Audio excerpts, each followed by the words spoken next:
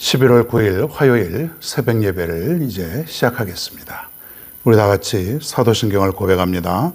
전능하사 천지를 만드신 하나님 아버지를 내가 믿사오며 그 외아들 우리 주 예수 그리스도를 믿사오니 이는 성령으로 잉태하사 동정녀 마리에게 나시고 본디오 필라도에게 고난을 받으사 십자가에 못 박혀 죽으시고 장사한 지 사흘 만에 죽은 자 가운데서 다시 살아나시며 하늘에 오르사 전능하신 하나님 우편에 앉아 계시다가 저리로서 산 자와 죽은 자를 심판하러 오시리라. 성령을 믿사오며 거룩한 공예와 성도가 서로 교통하는 것과 죄를 사하여 주시는 것과 몸이 다시 사는 것과 영원히 사는 것을 믿사옵나이다. 아멘. 아멘. 하나님의 말씀입니다. 사도행전 12장 5절입니다. 5절 말씀 한 절만 보겠습니다. 이에 베드로는 옥에 갇혔고 교회는 그를 위하여 간절히 하나님께 기도하더라. 아멘. 한 번 더 읽습니다. 이에 베드로는 옥에 갇혔고 교회는 그를 위하여 간절히 하나님께 기도하더라. 아멘. 할렐루야. 오늘 베드로를 위한 기도에 대해서 한번 살펴보겠습니다. 우리가 인생을 살다 보면 참 기가 막힌 일들이 생기게 됩니다. 절대절명, 이런 표현이 어울릴까요? 정말 너무나도 급하고 어렵고 헤쳐나올 수 없는 그러나 절망적인 그런 상황, 그런 데까지도 우리가 이를 수 있다. 이게 인생이죠. 인생이라는 것이 이런 일이 없고 그저 편안하고 아무 일도 없는 그런 인생을 우리가 바라지만은 그런 인생은 사실 없는 것 같습니다. 모든 사람이 위기가 있고 어려움을 겪게 되고 고난 속에서 때로는 좌절 속에서 감당하기 어려운 그런 일들을 경험하고 살아갑니다. 이럴 때 어떻게 해야 될까요? 중요한 것은 이런 일이 누구에게나 다가오는데 그것을 어떠한 방법으로 해결해야 되는가, 어떻게 할 수 있을까, 이것이 중요하죠. 오늘 그런 말씀이 오늘 본문 말씀에 나옵니다. 여러분, 초대교회, 지금으로부터 2000년 전에 이제 기독교가 탄생이 되고 예수 믿는 사람들이 많이 드러나게 됩니다. 자, 처음에는 기적이 일어나고 놀라운 일들, 참 회개의 역사, 성령의 충만한 역사가 곳곳에서 일어나게 되는데 곧 이어서 박해도 뒤따르게 되었다. 아주 엄청난 박해. 그 사람들이 목숨을 부지하려고 사방으로 흐트러집니다. 그저 먼 나라로도 가고 수백 킬로 떨어진 곳에 가서 목숨을 부지하고 거기서 다시 삶을 시작하게 되고, 자, 그러는 가운데 저들이 그곳에서 그냥 사는 것이 아니라 또 복음을 전했다. 복음을 증거했다. 그래서 그곳에서도 복음의 역사가 나타나고 그곳에서도 성령의 기적이 나타나게 되었다라고 하는 사실이에요.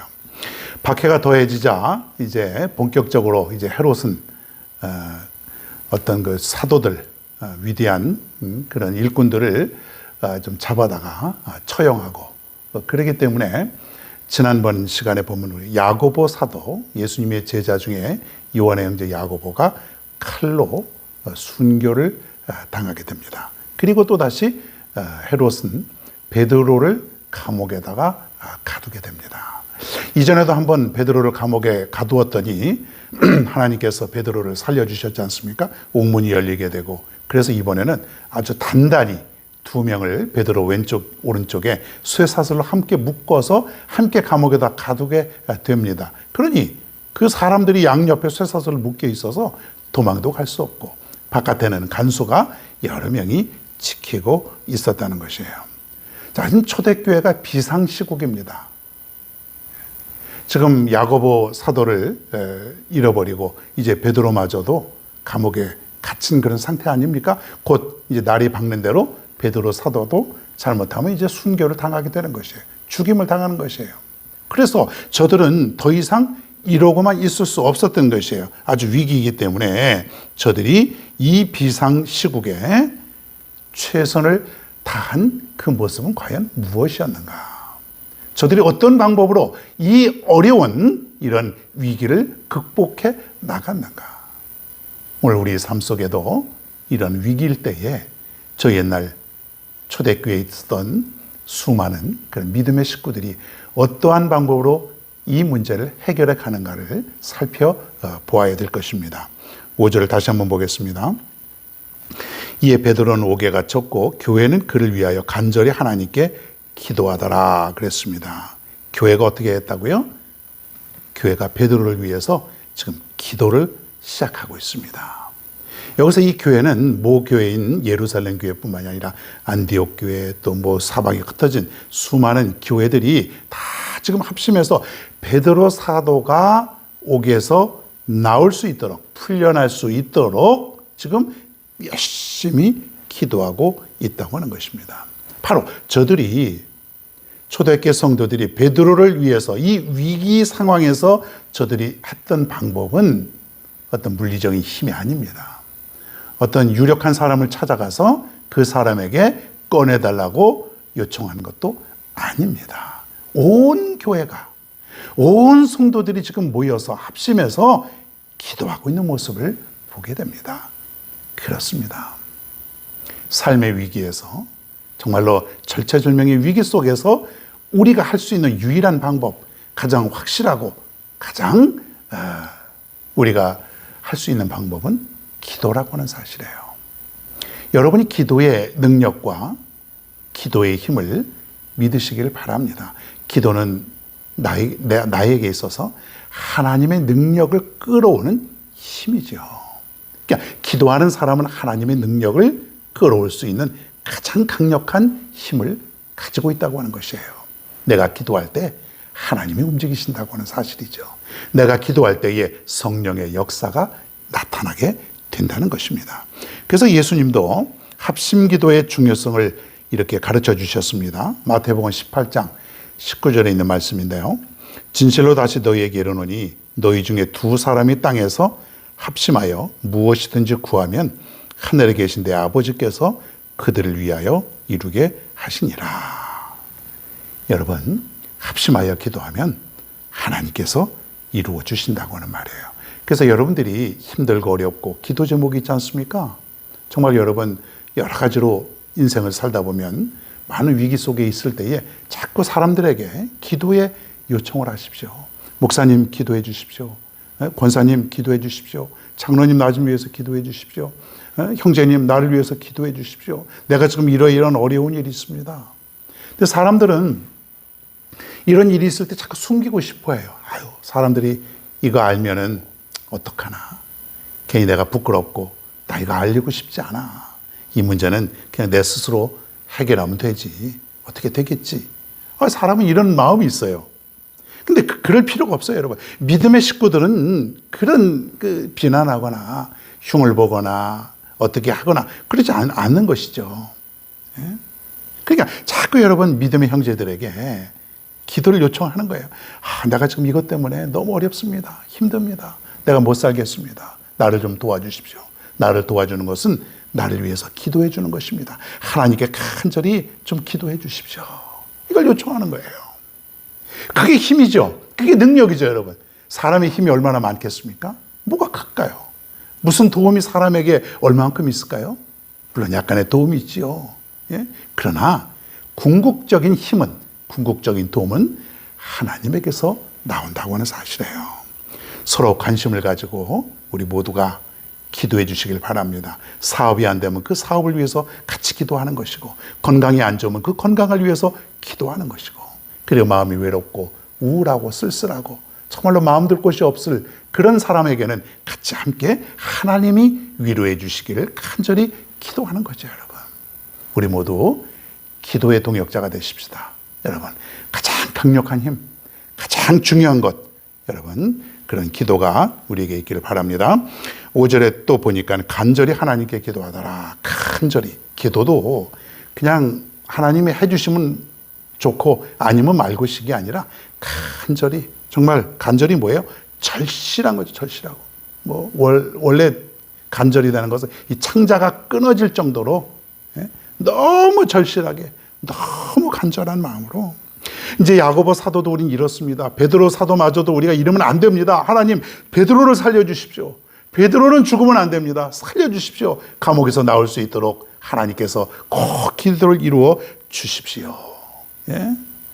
그런 기도를 했을 때에 여러분 알다시피 옥문이 또 열리고 같이 있던 군사들은 알지도 못하고 사슬이 풀리고 간수들도 알지도 못하고 보지도 못하고 아마 하나님께서 그러한 어떤 환경으로 만들어 주셨던 것 같아요. 베드로는 유유히 쇠사슬을 풀고 열린 옥문을 빠져나와서 사람들에게 갔다는 것이에요. 할렐루야. 이게 바로 기도의 능력이라는 것이에요. 저 옛날 이 역사는 바로 오늘날 우리에게도 똑같이 임하게 될 줄로 믿습니다. 우리 이제부터 함께 기도하십시다. 혼자 기도하는 것보다 둘이 합심해서 기도하면 더 힘이 되고, 둘보단 셋이 더 힘이 되고, 30명, 300명 함께 기도하면 엄청난 그런 힘이 우리에게 있다고 하는 사실입니다. 여러분의 인생이 가로막혀 있을 때에 답답하고 절망스럽고 감당하기 어려운 그럴 때에 내 인생을 좀 놓고 싶을 그때에 우리에게 있어서 유일한 방법, 그 해결의 방법은 다른 것이 아니라 기도이다. 기도뿐임을 믿으시길 바랍니다. 지금부터 당장 여러분 기도를 시작하세요. 그리고 기도의 동역자들을 모으세요. 함께 기도하십시다. 기도할 때에 베드로가 옥문이 열리고 역사가 기적이 일어난 것처럼 저와 여러분 모두에게도 이러한 기적이 나타나게 될 줄로 믿습니다. 오늘의 찬양입니다. 기도하세요 지금. 기도하세요 지금.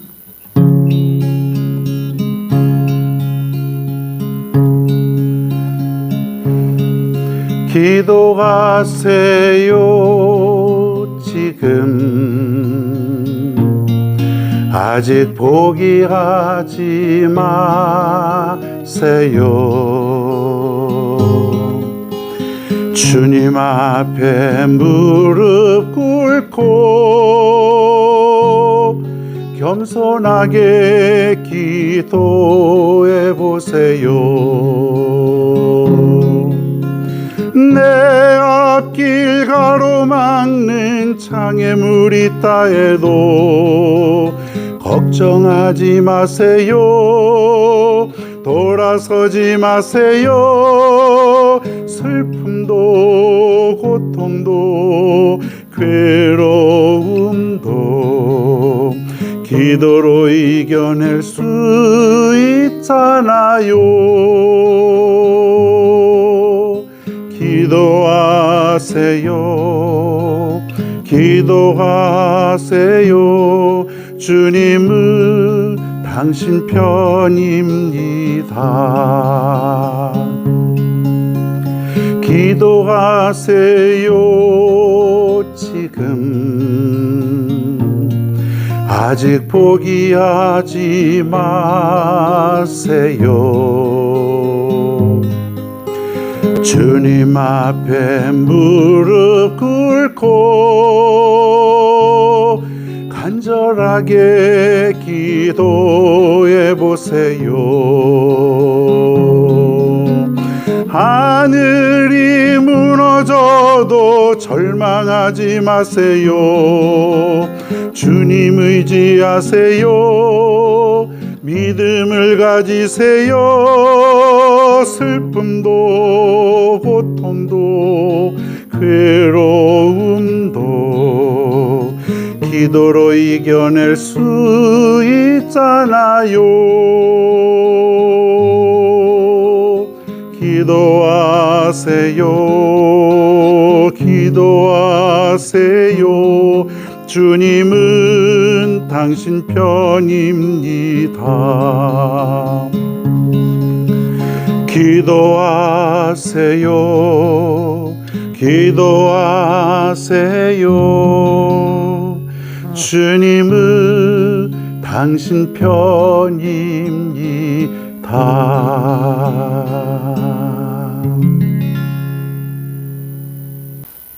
우리 시간 한 마음으로 우리 한 목소리와 함께 합심해서 기도하겠습니다.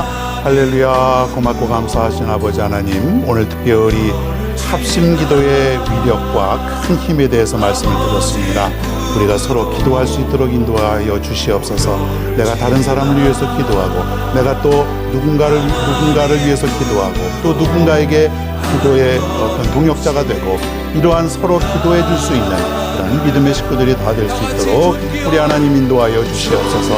정말로 내가 함께 기도할 때에 큰 힘이 나타나게 될 줄로 믿습니다. 오늘 베드로를 위해서 온 교회와 온 성도들이 서로 합심해서 기도했을 때에 기적이 일어난 것을 우리가 믿습니다. 공문이 열리고, 그리고 사슬이 풀리고, 그리고 간수들도 알아채지 못할 정도로 당당하게 그 감옥을 걸어나온 베드로를 볼 때에 정말로 기도하며 이러한 큰 능력이 임하게 되는 줄 믿사옵나이다. 우리 삶 속에 어려움을 당할 때, 내 인생의 길이 가로막히고 답답할 때에 정말로 감당하기 어려운 절망스러운 상황 속에서 우리는 서로 기도할 수 있는 기도의 동역자가 되게 하시고 믿음의 동역자가 될 수 있도록 인도하여 주시옵소서. 함께 기도할 때 분명히 큰 힘이 나타나게 될 줄을 믿습니다. 함께 기도할 때 분명히 하나님의 능력이 임하게 될 줄을 믿사옵니다. 하나님, 우리 모두가 서로 기도할 수 있는 우리 모두가 될 수 있도록 인도하여 주시옵소서. 내 주위에 있는 모든 사람들, 나를 위해서 정말로 필요로 하는 많은 사람들이 있사옵나이다. 하나님, 그들을 위해서 우리가 기도의 동역자가 되게 하시고 함께 기도하게 하여 주시옵소서. 반드시 응답될 줄로 믿습니다. 반드시 기도가 응답될 줄로 믿사오니 우리 모두가 기도가 유일한 해답임을, 기도가 유일한 해답임을 믿고 살아갈 수 있는 우리 모두가 되게 하여 주시옵소서. 오늘의 삶도 하나님께 맡기옵나이다. 하나님이 도와주시고, 하나님이 함께하여 주시고, 하나님이 인도하여 주시옵소서. 하나님 아버지, 이 아침에 기도의 능력을 우리가 깨달았습니다. 오늘도 기도하며 살게 하여 주시고 서로 기도의 동역자로 살아갈 수 있는 복된 하루가 되게 하여 주시옵소서. 오늘도 모든 것을 맡기면서 예수님의 이름으로 간절히 기도하옵나이다. 아멘.